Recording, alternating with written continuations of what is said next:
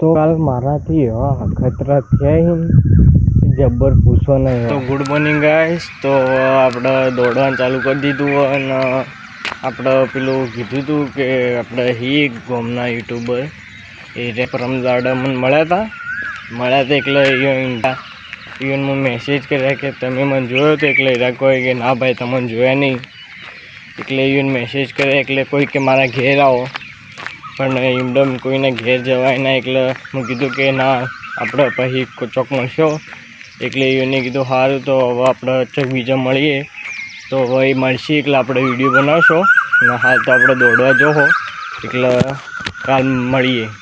તો કાલ મારાથી ખતરા થયા જબ્બર પૂછો નહીં.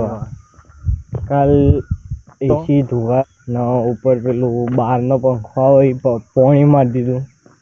એસીમાં E5 આવતું હતું, એટલે બોલાવે સર્વિસ સેન્ટરવાળાને, એ બહાર જોયું તો આખો પંખો જ ઉડેલો હતો, કે પંખો ઉડવા એટલે 10,000 ખર્ચો. તો હું પેલું આવે ને હવા મારવાનું એ લીધું, એટલે જતા રહે, એટલે માપા કોઈ પછી હું તમને ફોન કરું, એટલે હું હવા મારવાનું લીધું ને એ દબાઈને હવા મારી 10-15 મિનિટ સુધી.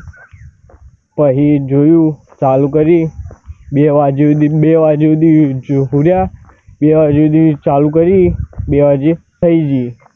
એટલે કોઈ બી હોય ને તો મિડલ ક્લાસ મારા ઓછા કોઈ બી હોય થઈ તો જાય જ. એક વાત હું કહેવા માગું કે હું તમને જે પૈસા આલ્યા છે ને, તમને જે તમે જુઓ હવે 2 જણા એ રહ્યા મારા પૈસા આલી દો. મને કાલે કાકો મળ્યા હતા કે હું કાકાને પૂછ્યું કે કાકા પદ્ધતિ આ દુનિયામાં પદ્ધતિ મુશ્કેલ કોમ હું કે મારા લીલા પૈસા દોસ્તાર ગણથી લેવા એ પદ્ધતિ મોટું અમે ચા બા પીતા હતા અને હીરા કાકા એમ કહે કે કાકાના કોઈક અનુ છે, એટલે કાકાએ કીધું હશે, એટલે કોઈ બી એ ઉધાર લીધા હોય પૈસા કોઈ બી કંથી તો જલ્દી આલી દેવા. એ આલેલા રે મને આલી દેજો જલ્દી.